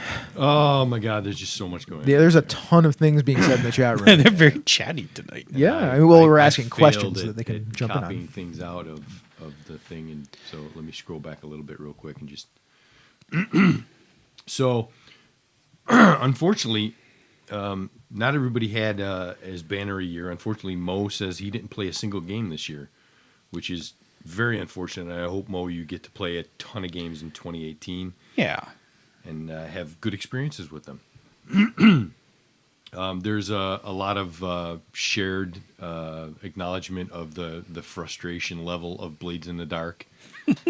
There's a curve there. There's a learning curve for that game. Oh man. I think once you get past everything, I think it can smooth out. It just takes longer than some of the other games. Action Movie World was brought up, which I forgot to. I should have put that on my list because that's another one of those memorable games that we had a lot of fun with. I had two. If I think over the year, I think we started the year. We played the sequel to Daytona Nights. Yep. So that was a lot of fun. And then I got to I had a really kick-ass Action Movie World session at Origins. Yep. JJ Lanza, you were in that one. Senda was in that one. That was Yep. that was the one where JJ could not roll under 12. No, JJ was killing it with the dice. Every roll. JJ was the lead of the show, and every roll JJ made was 10 plus. Yeah. He could do no wrong. And then the other one I had was at QCC the same day we played Rockalypse. We played an episode that That was with Angela, and I'm trying to remember who else was at the table. But yeah, Yeah. I mean, it's funny. It's not that I didn't enjoy that game at all. I actually enjoy that game quite a bit. Yeah. It's funny because I just, that's my, I always throw that in my bag. So in case like there's nothing to do, like, I can run Action Movie World. Yeah. Yeah, that's a lot of the meat. There was also some talk about the Star Trek Adventures. I still got to play that. I haven't had a chance to my play it Trek- yet. I it's think pretty I good need game. to My Trek try and nerd get is, in I mean, I could and, run a one shot of it, I suppose. my Trek nerd's all We should ready try to and get up squeeze in that in at some point and have Chris run on one Yeah, shot we'd do for that. us, because I I would would really totally like do to that. play it. I'm also very much looking forward to trying out Genesis. Yeah, because I will definitely that sounds try like it could Genesis. be amusing. Well, All right. we'll get to things we want to do for next year. That's Okay. coming up in a few questions. Well, before we get back to the questions, then, here's another show in Mr. Ectomark Productions that I would like to let you all know about: Bone, Stone, and Obsidian. Wayne Chang and Robert Aducci take a monthly deep dive into the Dark Sun setting and discuss it across all editions of D&D. And in fact, an episode just came out, their third episode, and they're going to be coming out more regularly every month, last Thursday of the month. And their most recent episode talked about the races, the typical races that you find in D&D, and how they're changed and shifted for Dark Sun, and a little bit about how you might adapt them for 5th edition. Sweet. Yeah. I love that setting. Yeah, it's the apocalyptic setting for D&D. Oh, yeah. All right. Well, let's get back to questions. So question 4, what GMing insights did you learn this past year? And I guess we get to start with me. Sure. Sometimes you just got to prep. Sometimes you gotta prep. Sometimes you got to prep. Sometimes it's got to be more It than turns out prep is not an the index worst card. thing in the world. No, I actually remember you saying this earlier in the year, and I was like, yeah, I mean, it's funny because I followed you, right? Like I abandoned most of my prep, and got really comfortable with it. And actually, what you call it? I love not prepping. Like you taught me that. I mean, I love not prepping too, but sometimes you just got to do the work. Some games and some ideas actually work better with prep. I often find that Fate is a much better game when you prep. There's a little footwork that helps to do in prep wise. I mean, if you're not good at coming up with aspects on the fly for situations, like sometimes it just helps to write them down. I mean, strange enough, aspects, just running out a list of aspects is a great way to describe a space. Uh-huh. Yeah, in fact, that you can pretty much just describe the space with a few aspects. So, like the most recent Dresden Files Accelerated adventure that I wrote, like it's like 3 pages of notes. Yeah, I mean, that's a lot of notes for me, actually. it is a lot of notes for you. And it runs way better because I had those 3 pages of notes. I mean, granted, I used also a space that I'm super familiar with. Like, I've been in the Central Terminal enough times now. Helps. Yeah, it helps a ton. But I could describe that pretty accurately because I've been there and also because I had my notes. Yeah. And sometimes you just got to prep, man. Yeah, I agree, right? Like I think there's there's a definite place for prep. Like I'm running Tales again. Like I'm running Tales from the Loop and I'm prepping again. No, I don't prep like... Prep is we talked about prep, right? Yeah. We had a whole episode on it. Prep is a very personal thing. It's the whole goal of it is to be comfortable with the table, right? Absolutely. So you can run as effective a game as possible. Yeah. So when it comes to a mystery, I just need a what's going on sheet. Mm-hmm. Preferably, I will sort of highlight the core clues, the spine of clues that goes along with that. When it comes to a dungeon, like having the map really helps. Yeah. Some ideas of what might be in there. Mm-hmm. I mean, I like to have certain stat blocks for certain games. Like it helps to know what you want your monsters to be good and bad at in Fate. Like, I Oh think yeah, that's yeah, useful. totally. So prep, man. It was. I mean, I've been one of those people who's like, Prep is back, baby. Yo, prep is whack, man. just not in the same way that it was for me before. Like I'm not documenting stuff for publication. That's I mean, that's something a thing. completely different, right? Like now I could take my notes that I just put together and document them for publication. Yeah, it's a different process though. Yeah, I mean, I'm just fleshing stuff out because I'm not just writing it for myself anymore. I'm writing it for somebody else to run. So, I mean, I think that's what you call it. I think that's a big deal. And I think you're right. Like I used to write my notes like somebody else was going to read them, right? Like no one's going to read my notes. now here's a thing though. Another thing, this actually goes to the insights for design, I suppose, question, but I want to say it right here. Yeah. Prepping my game in this manner and then running it as like it's running it for fun, but it could also technically be a playtest, right? Like running Sure. games is basically playtesting in a lot of ways, even Yeah. if you're just running it for people. Because if you're thinking about it that way, like you might want to publish this sometime. Having those notes, that prep notes, is like having your outline, and then you can you can scribble in your notes that you need, and then you just use your prep notes to actually document your adventure in a much more fleshed out yeah. way. So it's, I mean, that is another thing that I've come to realize, like, this is a good way to outline my stuff. Sure. So that I can get from outline and then play testing without writing everything out to actually running the game, or to actually publishing the thing that I wrote. Yeah, I mean, I like, for instance, when I did Dangerous Space Jail, the original play notes for Dangerous Space Jail look nothing like the published adventure, because they were just my notes, right? They were a bunch of bullets in an outline format. And the same thing's true, actually. Redwater Blues and Busted Main, those aren't actually things I can, like, when we're ready to release an alpha or an ash can, like, I have to go back and actually write those adventures. They're not written. They're just bullet points and notes for me to remember to do things. Like, I would actually have to go through and actually put a few thousand words down to put, to make some structure back around those. And to make it so that it's usable by somebody else. Yeah, they're usable by me. Yeah. Yeah. Cool. Other than that, like, I don't take myself so seriously, I guess, anymore. Like, I would actually state that I am not nearly the quality game master that I have been in the past, and that's okay. Like, I don't mind not being the quality game master that I was in the past, but I haven't, like, been honing that skill. Like, I've let it get rusty and dull because it's not been something I've been focused on. Can I tell you something I appreciated this year from your GMing? There were 2 cases in Masks where you missed the target. Oh yeah.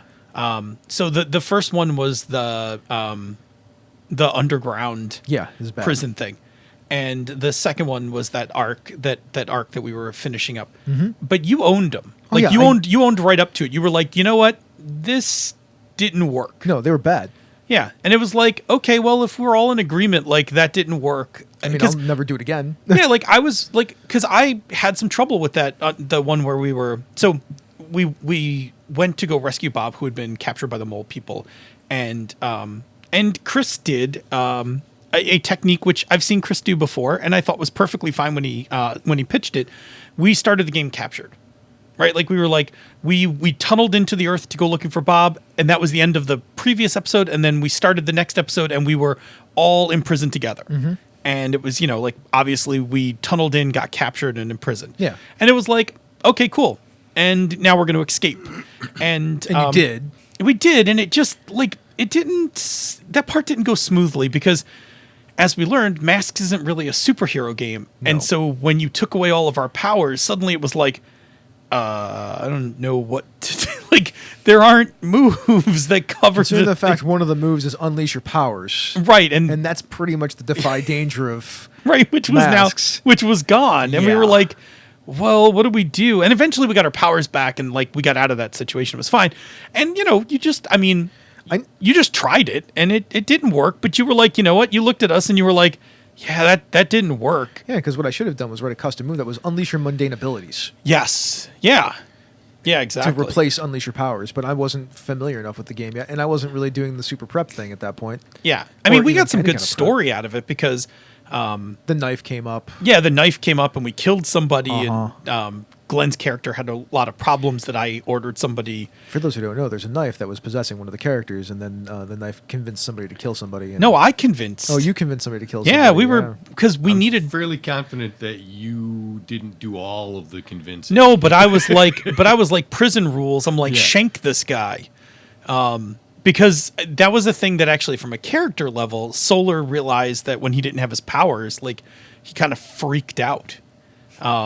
And I mean, the cool part was, even though that adventure didn't go well, when we got back to the surface, we had like 2 sessions dealing with the aftermath of that. Which was some of the best play we've Yeah, had in that game. That stuff was great. Tons Yeah. of great role Yeah. in those 2 the, sessions. the meta story to that game didn't mean anything compared to the interaction between the characters. Yeah, I mean, that was the beauty in that game is, Yeah. 15 minutes of superheroing, 45 minutes of feels. yelling at each other about Yeah. superheroing. But no, what I guess what I'm saying is like I liked that you just were like, hey, that didn't work. And you were cool. Like, we were all cool with it. You were cool with it. And we were like, all right, well, let's move on. Yeah, I'm not perfect. I make mistakes. I mean, I know that There's there's a younger Chris GM that I remember who was a lot more brash. I am brash. Like, when I'm good, but I'm usually good. Yeah. Like, Well, this was, I mean, those were like the 2 times I can think of pretty much lately that I've been pretty bad. yeah, those were, those weren't out of the park. They, they were like singles. They weren't even singles. Well, the prison one wasn't bad. You paced it enough that we got out of it fast Yeah, that enough. story arc was a complete and total flop, though. I mean, Well, the whole story arc with the dagger. The dagger story arc wasn't too terrible. The story arc with Madame Faye was bad. So there's a dagger that's possessing one of the characters. That was actually pretty interesting and created for some interesting role play. Yes. But there's a story arc going in the back where there's a character called Madame Faye who was trying to basically bring her world into the current world to basically start an invasion. Actually, what I loved was knowing that it wasn't going well when Nikki unleashed her powers. You grabbed it and tied off that whole storyline. You were like, well, no need to belabor this point. Yep, we're There's done. an opportunity for me to put this thing right into the ground. Yaha. Yeah. Goodbye. Well, I mean, you had good wherewithal, and you didn't do that thing where like less experienced GMs will be like, I can pull a win out of this. Like, it wasn't working, and you got it. You put it in the ground as fast as possible to move on. Uh-huh. Yeah. So, absolutely good stuff. What about you? So this year, definitely a reminder about the importance of mechanical mastery. Blades in the Dark was really the first non-PBTA game I played in like a year or two. Mm-hmm. And shit. Shit, it took a lot of work to gain some mechanical mastery on that game. Man, do you know that... yes, I'm with you, right? I mean, I made cheat sheets. I read that book like 10 times. I ran like session after session of that game. Like, it took a while before I got good at that game. We've played a ton of Fate, right? Yeah. I think last night when I played Fate with those guys... Yeah. Dresden Files Accelerated, the accelerated rule set, is the first time I've played the accelerated rule set and actually understood the accelerated rule set completely. Yeah. So, I mean, there you go. Like, I get you, right? Like, mechanical mastery is a thing. Yeah, what you call it? Yeah, that was a big deal for me. It was like remembering, like, oh, I'm gonna have to learn this game, and it was. I mean, it wasn't bad. It just reminded me, like, sometimes a game, sometimes you got to actually put some effort in. Yeah, absolutely. And learn a game. Oh, I was thinking there was another GMing thing I had thought of when we were talking about your stuff. About that masks. I was just trying to think if there was something else I had run. Nope. I'm going to save it for the next question. But there is a thing that Avi's asking. He thinks of Blades he's saying Blades is usually considered PBTA. There is PBTA DNA inside Blades, without a doubt. But Blades is Blades. Blades is Blades. And the thing about Blades is it's not just that core resolution mechanic, because that's actually the thing I got a handle on fairly quickly. Was once I made the cheat sheet, the better cheat sheet, I got a handle on how to do the action rolls. Uh-huh. It's all the other moving parts of that game. There's parts all over the place. Man, there's like a cycle of economy of like heat versus the moves that Stress, people get heat, versus stress versus. There's versus- a lot. The Yeah. metagame, like the larger metagame of that game. And then moving up the ranks, Yeah. and how that interacts, and how you have to, like, there's a story that goes, like, the story of the play goes along with the mechanical parts of the play, which then feeds back into the story. Like, there's a lot of cool stuff there, but it's just there's just a lot of it. That's why I think if you play Blades as a one shot, you'll be like, oh, this game's fun. And not too hard, because it's some clocks, it's a couple action rolls. The score has a couple of extra things with flashbacks and stuff like that. But when you play the whole game in a campaign setting, multiple sessions, and you're doing the whole cycle, the free play, the score, the aftermath stuff. Not laughing at you. Yeah, it's a lot. It's definitely a lot. Rob's extra funny tonight. Parts all over the place. This is my new threadbare module. Yeah. That's great. Rob Lot of is. good fun tonight. I think Rob's break from social media has brought him back. Like he's I know, right? he's doubled as funny. He's also, by the way, everybody, Rob Iversato and Doc Palindrome are two of our new interns. They edit stuff for us now. Oh man, that's awesome. Yeah, so thank you both. Great. Interns. So yeah, so Mechanical Mastery was a big deal this year. By the way, they're paid interns. They actually get money. Oh, sweet. Good. So- Good, because when you initially said intern, I was like, oh, are we like intern to me is always like we didn't pay them and we're abusing them. No, when I can afford to, I give them money. Yay, that's nice. I'm sorry, where are we going? Question number 5. What design insights did you learn this past year? So, Phil, what design insights did you learn this year? So I think I think the first one, and not that I didn't know this, but I got an upfront and close brush with it, is that nothing is sacred in design. Nothing is sacred in design. And the story I bring to mind is at Origins, because Kevin Lovecraft's in the room. When I ran Redwater Blues with the previous iteration of the with the card mechanic, where you built up the deck and then played out the deck, and it didn't go good. It didn't go good. Didn't go good at all. Like I had all the right players. Jerry was in that game. Brett was in that game. Victor Wyatt, Ange. It wasn't good.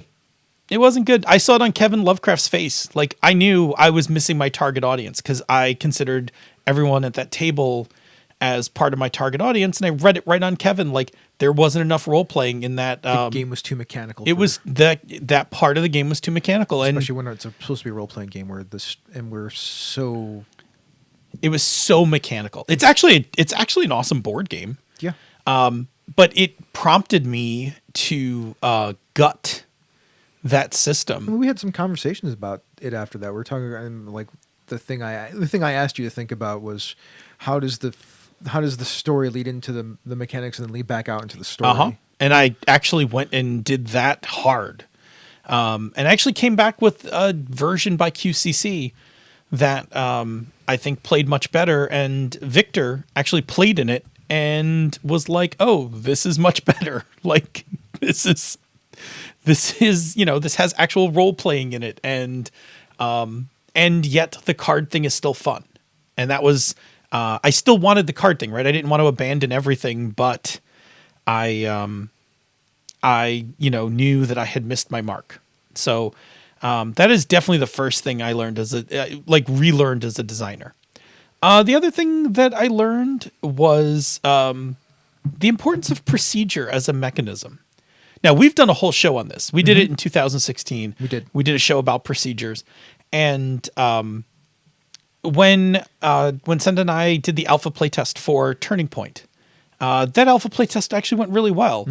But the feedback we got was about adding some procedure to the scenes. Rather than making them like we initially had them as very free form, where the players were collaborating. Like you had two people doing the scene, and then other people in the scene could like jump in and ask questions, and it worked. But it was kind of like people didn't know when to jump in and whatever, and when they did, it sometimes interrupted the scene.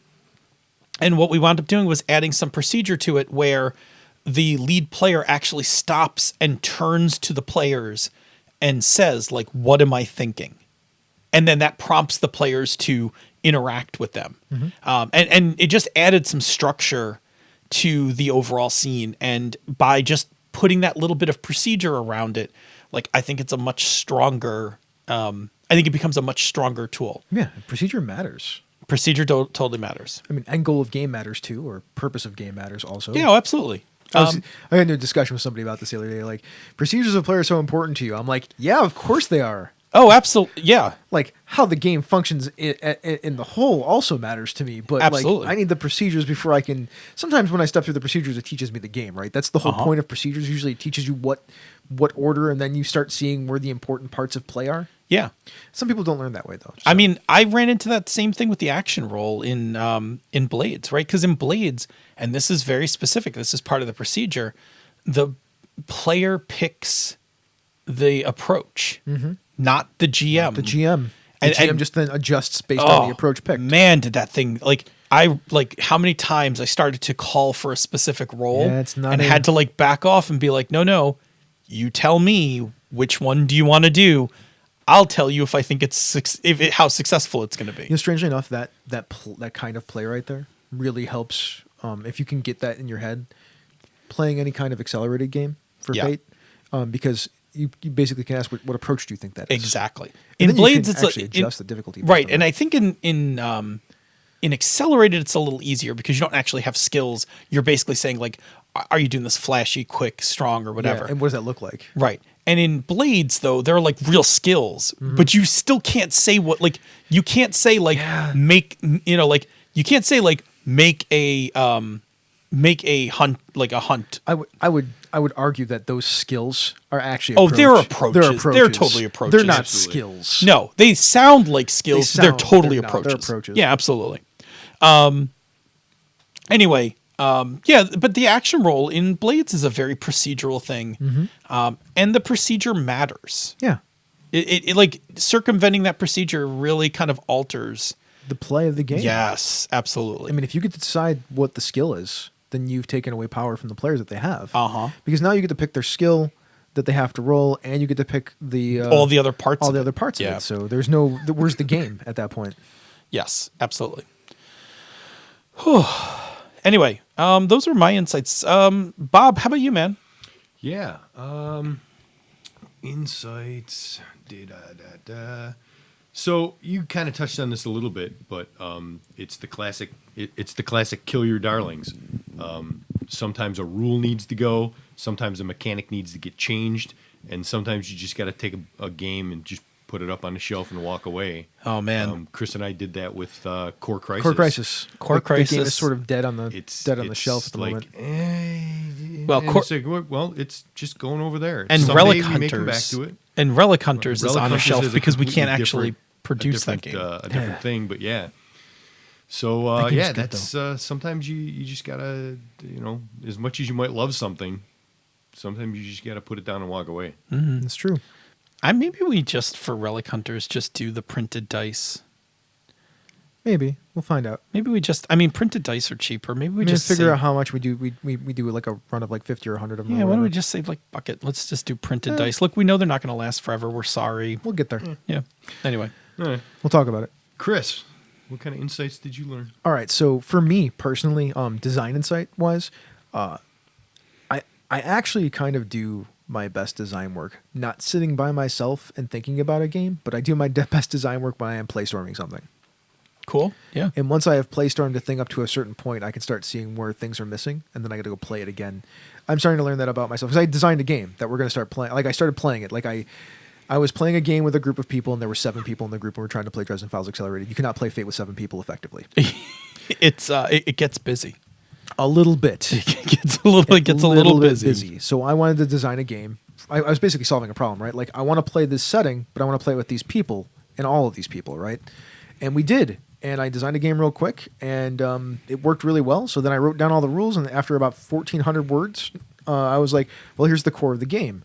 Now I have it, and now I need to play it again to see what I'm missing. Because I think I put in everything that I needed, but probably not. Right. So now I'm going to play it again. And we're going to play it on Sunday morning, some version of it. And I'm going to keep playing it with my Wednesday night group. We're going to keep. They really enjoyed it. They're like, this is kind of how we were playing anyway, but it's way faster. So Yeah. then they had a really good time with it. So we're just going to keep playing it. That's cool. So my now Dresden Files game is this new game that I made.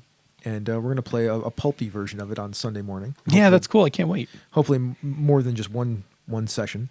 So that's the thing that I learned. Like playstorming for me anyway is a playstorming, designing, going back and playing again. I guess it's play testing at that point.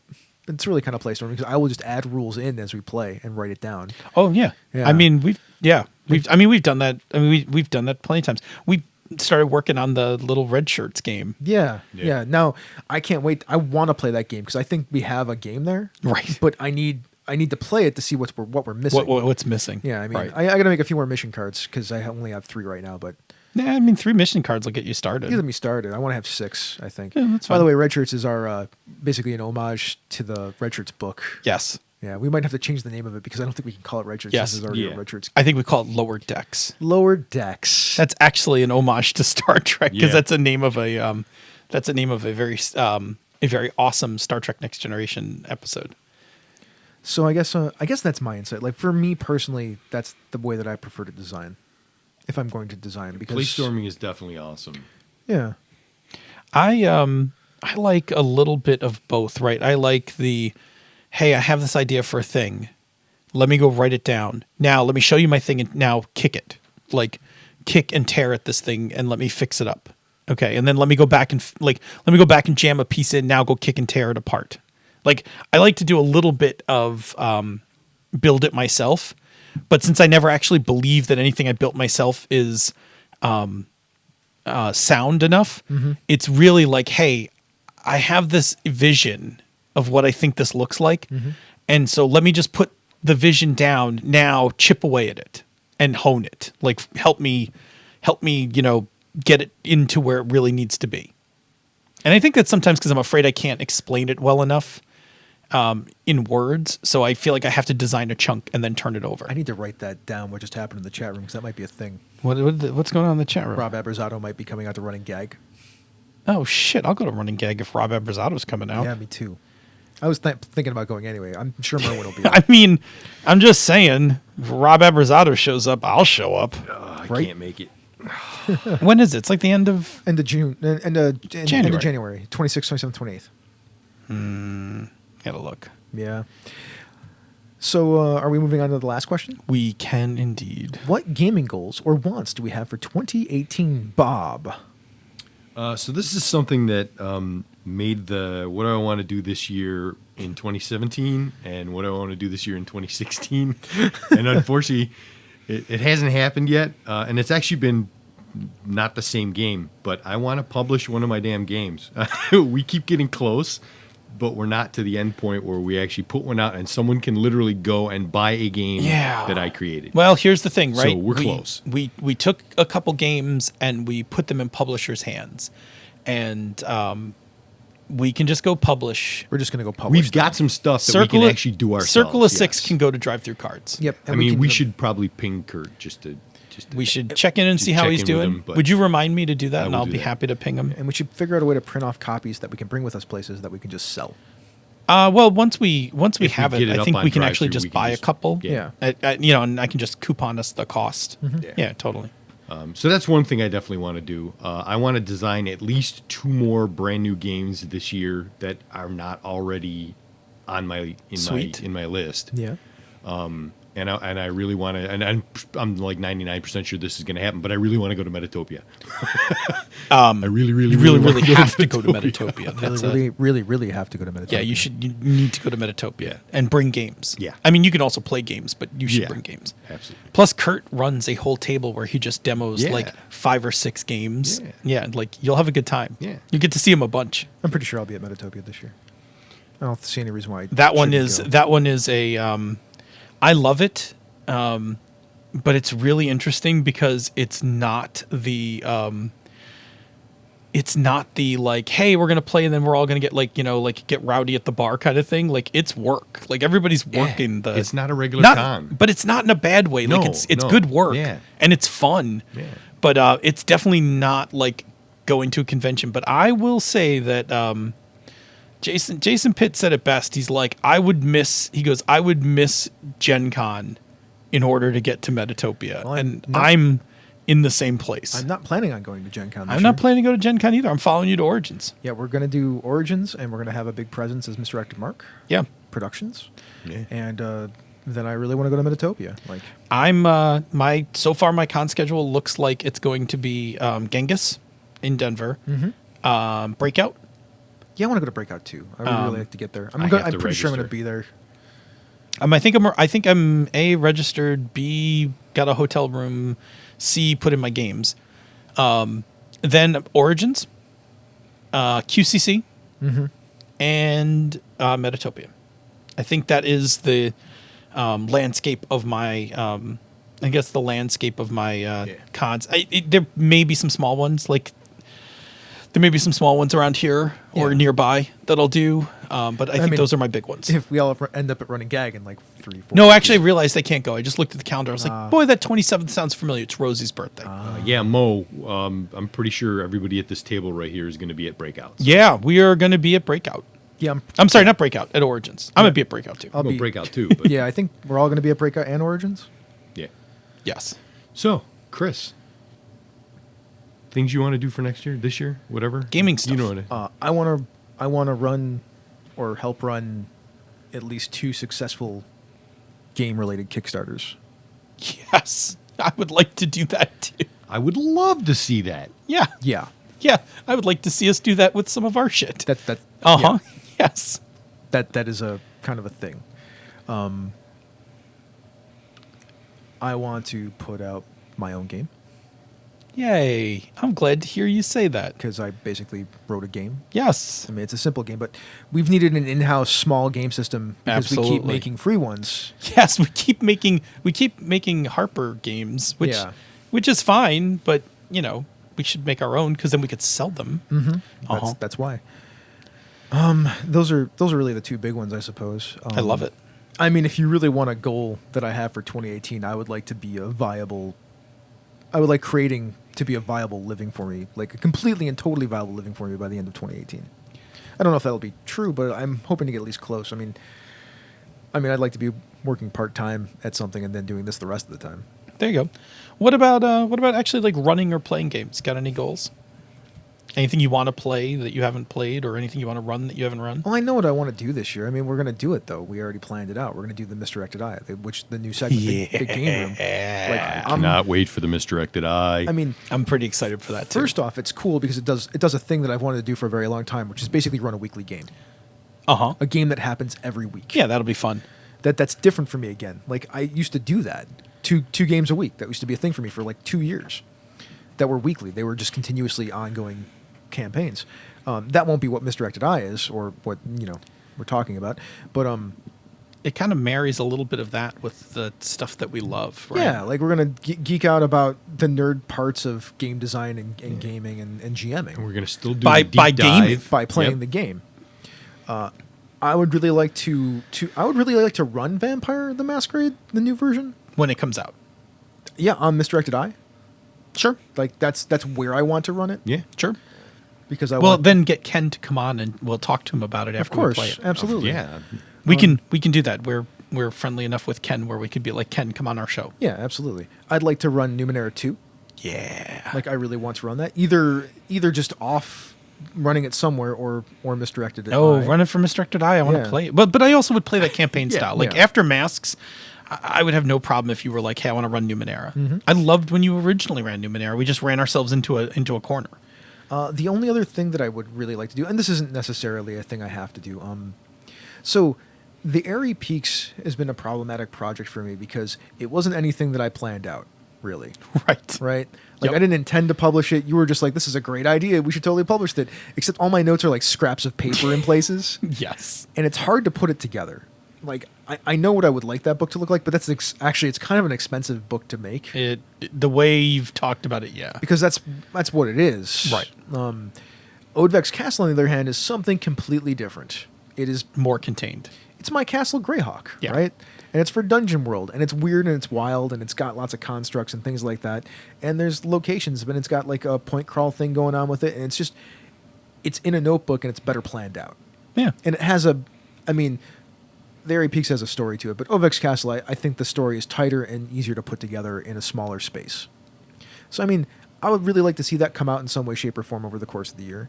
Whether that's via just giving it to patrons on Misdirected Mark or putting it together in a book of some sort and Bite selling your tongue. it. Giving it away to patrons on Misdirected Mark is not giving it away because people will pay for it by No, I'm becoming saying, patrons. but if we're going to do it, we could give it to them and then sell it to everyone else. Of course, we do it that way. Yes. But I like that. that is more of my pie in the sky. I hope it'd be nice if it happened. The other ones are the ones I like. I'd like to run 2 Kickstarters that are successful gaming Kickstarters this year for Encoded Designs or myself or whatever. Yes. Well, I would like you to run more than 2 because I would like you to run 2 for us, and then you should run some other stuff because I know you're working on some other things. Yeah, I am writing other things. Yipper. This is the part where you say, "Phil, what about you?" Phil, what about you? There we go.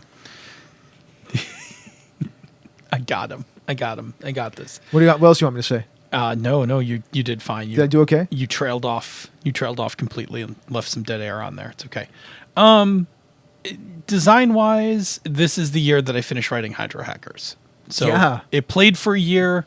I have gutted, I think, almost every part of that game, and I've now play tested personally every part of the game. Right? I've played it as a game without doing too much of the hydro hacking, like just actually playing characters in a neighborhood. Yeah. And that worked. Metatopia, I got to really pound on the neighborhood mechanic. Nice.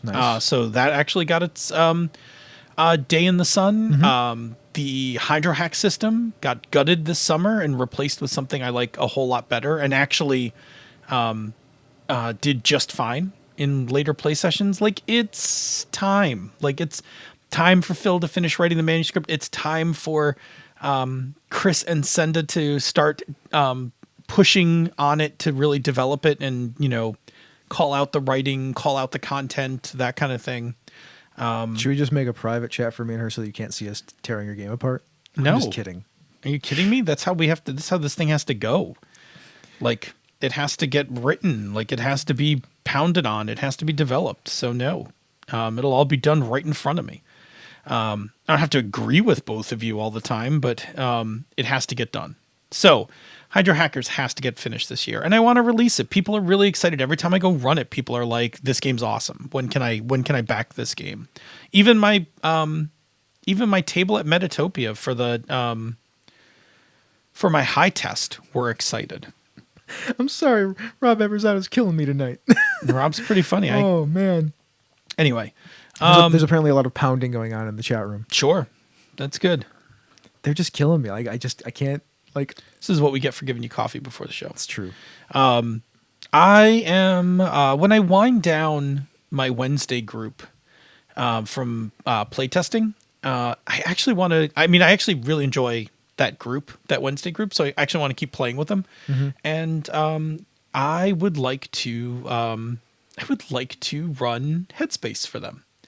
I have an idea for a Headspace campaign, something that would be like a 5 session. I don't know. It'll take us longer to do online, but I have an idea for like a 5 session arc that I'm toying around with that I think would be a lot of fun to do in Headspace. Like, all I've ever seen is Headspace played in a one shot, but I got like a nice little campaign arc idea for it. There's a bunch of people calling you out for not having anybody else who has play tested Hydro Hackers that isn't you running the game. Yeah, that's a thing. That's a thing because it isn't finished being written. Yeah. So that'll happen. And yes, it does it's not anyone. It needs a blind playtest. I plan on running it at some point. Yeah. Well, that's part of the reason I have to finish writing the material is so that I can at least make a workable ash can for blind playtesting. So, yeah, that is definitely a thing. That's going to just have to happen this year because because I'm not waiting another year. Like, it's time. Like, it's time to get this game done. Yeah, I'm sure we're gonna have a group. We're gonna beta out alpha out Hydro Hackers at some point. Yeah. To people who want to play it. Yeah. I mean, with a little bit of with a touch of layout and the handful of art we have, we can totally turn out something that we could turn into a PDF and hand out. So yeah, I want to do that. And then the thing that I want to do for me is, and I always fail to do this, even though I own it. I want to run the Mountain Witch.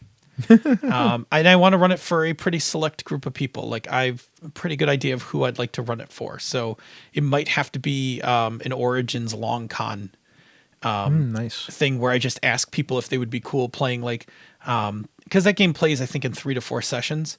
If people would be cool just taking time each day at Origins to play an installment.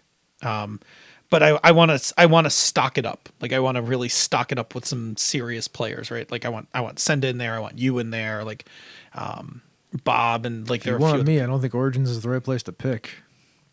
for time purposes. Yeah. Yeah, I know. I need like We'll figure it I out. need to find well, it could be QCC. That might work better. Yeah, it could be QCC. But I want to play like I want to get a group of people and I want to actually I want a strong group of people to play it because I think that game's super cool and dramatic and I want to like I want some people who are really going to bring some game to it. Anyway, that's like my treat. That's the thing I really want to do, and I'm going to keep running Tales for a while. Nice. I'm digging Tales, and that I've got a nice meta plot for. Even though I'm using published material, I've been weaving in some of my own meta plot mystery Nice.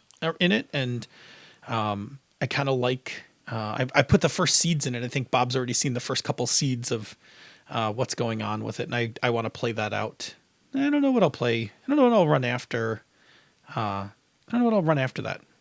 So we'll see. So cool. Well, that was our reflections on 2017 and some goals for 2018. Let's take one more pass through the chat room for life and see if they have anything they want to say to us. They want to pound out anything? Mechanics, apparently, except the mechanic is the occupation. Or so says Rob. Yeah. Which one? Rob Abrazato. No, I know which Rob. we just established that at the top of the Yes. show. If you say Rob, you mean Rob Abrazato. Uh-huh. I know. I thought you forgot for a second for some reason. Totally a thing. No. Ange reminded you, Phil, that she has some questions in the Slack channel for you about NBA. Oh, yeah, I should go take a look. So Sorry, Ange. I wanted to bring that up. There were a couple of amusing typos in the chat room. Senda was talking about running Genesis, and she typed a B instead of a G, so it was Benesis. Benesis. So that turned into a Genesis game that takes place at Bennigan's. And then Jerry tried to type out crack open a book, and it came out crack open up Biak. And I said, that's my incantation for the knock spell. Nice. Nice. Nice. I That's like good. that. That's good. Very funny. You guys are very witty tonight. Very, You were very very, witty, very in witty. fact. Oh, man. And very supportive of us in our endeavors as well. Anything else? I think we're good. All right. Well, let's move on then. Well, there's really only one thing to talk about in the extra dimensional social media depository since I don't have the soundboard. I can't actually play. There you go. There you go. That was nice little free jazz. Let's get some chatter going.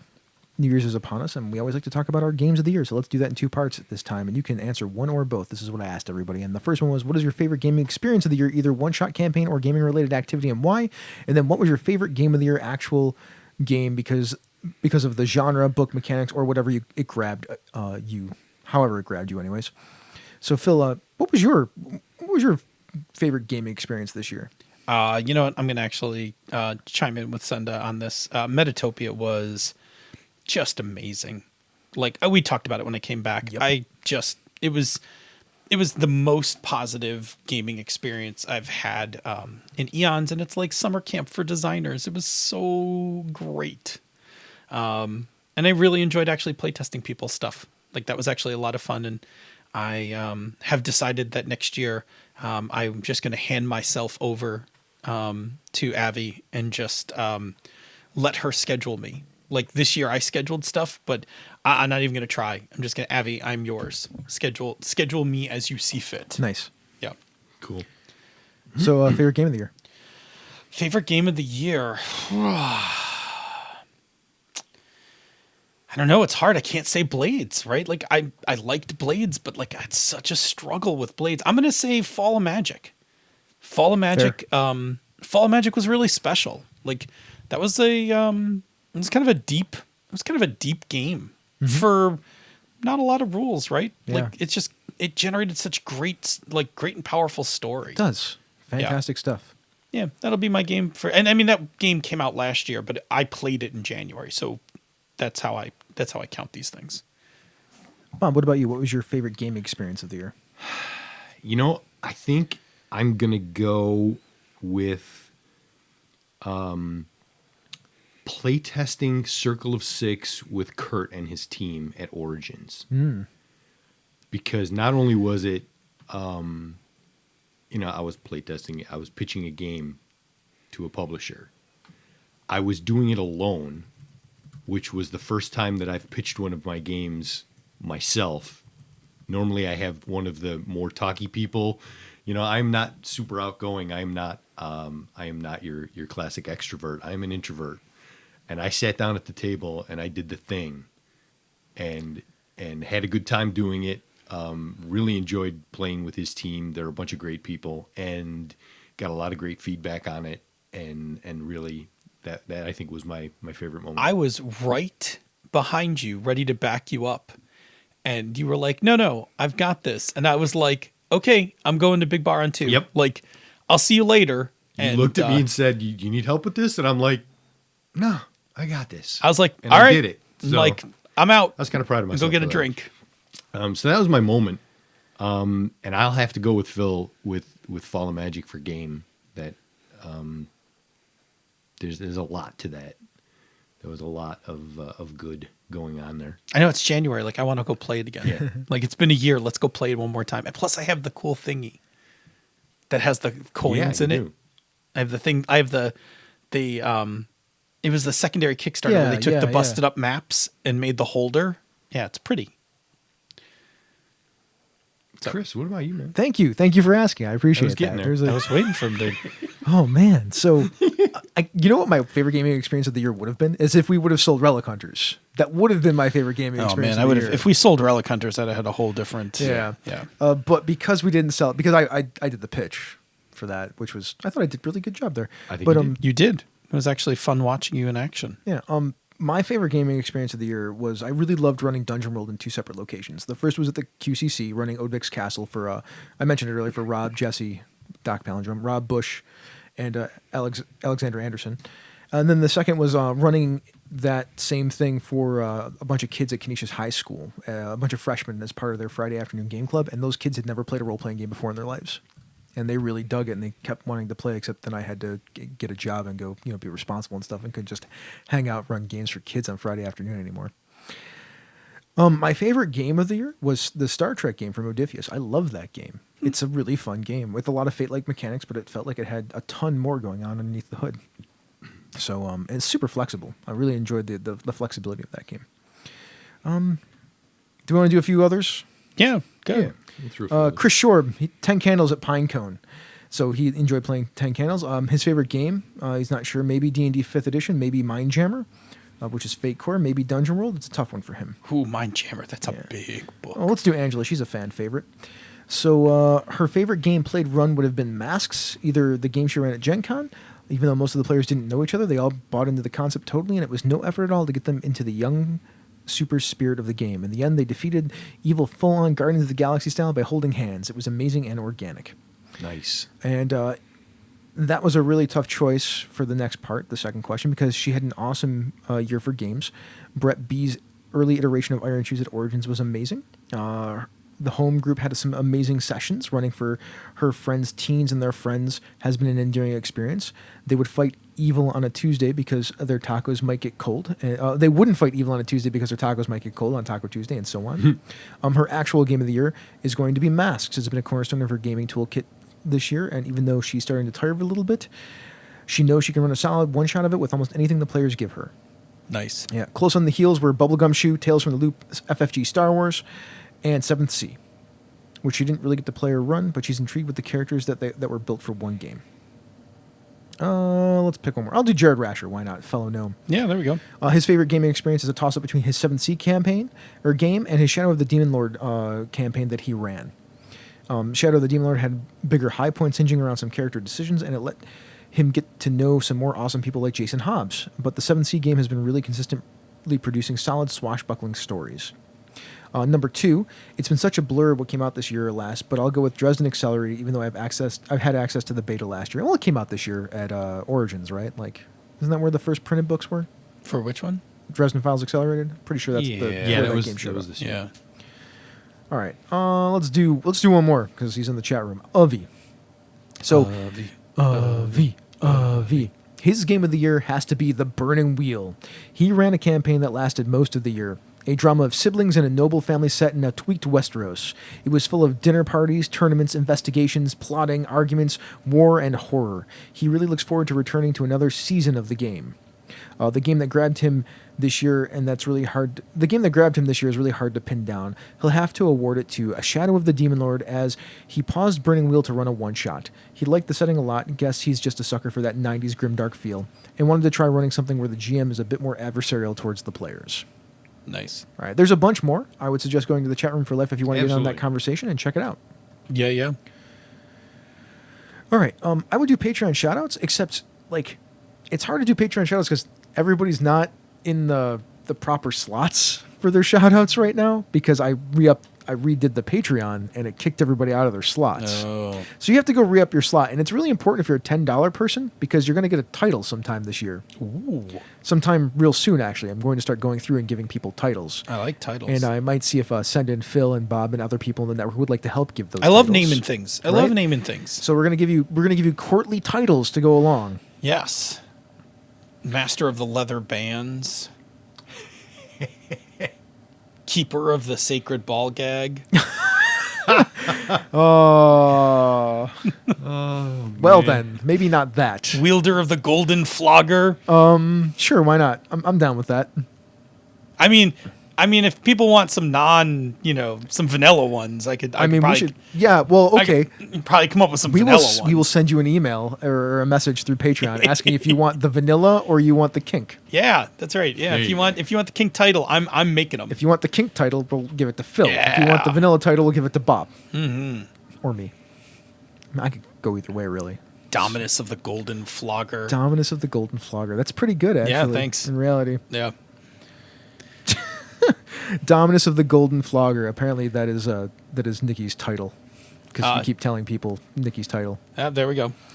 Anyways, we should probably move on to the closing and get to the after show since we're already in the after show, apparently. And when we've drifted into kink, it's time to end the show. Oh, thank you, everyone, so much for listening.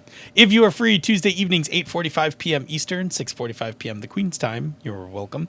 Come join us live on Twitch, where you can chat with other listeners in the awesome chat room for life, and occasionally ask us a question. And if you cannot make it to the live show, check out our podcast each week wherever you get your podcasts, and take a listen to some of the other shows in the Misdirected Mark Network, such as Down with D&D, Threats from Gallifrey, Advantage to Insight, Pandas Talking Games, Cypher Speak with Darcy and Troy, the Gnome Cast, the Wednesday Evening Podcast All-Stars, and Hobbs and Friends of the OSR.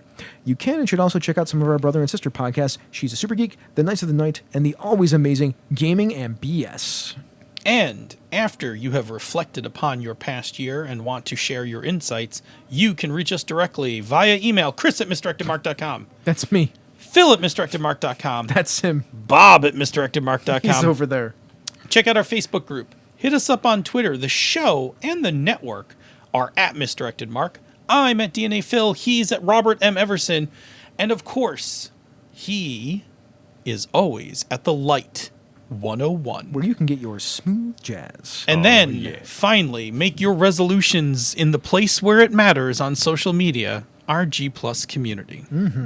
If you like what we do here and on other shows in the Misdirected Mark Network, Misdirected Mark Word Scramble. That seems to be like Bob's thing. Like, That's he's the my one that thing. causes the Misdirected Mark word I scramble. cannot get certain Well, I words think out. he's tired and cold. He also I doesn't am know how to very read copy, cold right apparently, now. because he I always can messes read up reading the copy. I can read copy. You can support our Patreon campaign at patreon.com/MMP.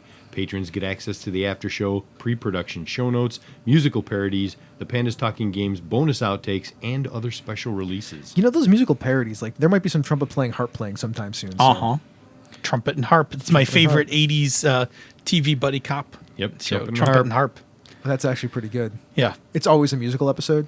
Yeah, it's like cop rock, except it sucks less. Nothing sucked like cop rock. That was a terrible idea. Well, I guess. With that, this has been a Misdirected Mark production, the media arm of Encoded Designs. A mic drop. It is dropping. It won't I stop know, dropping. It damn just keeps dropping. Yeah, I know. We out. Where's the Viagra?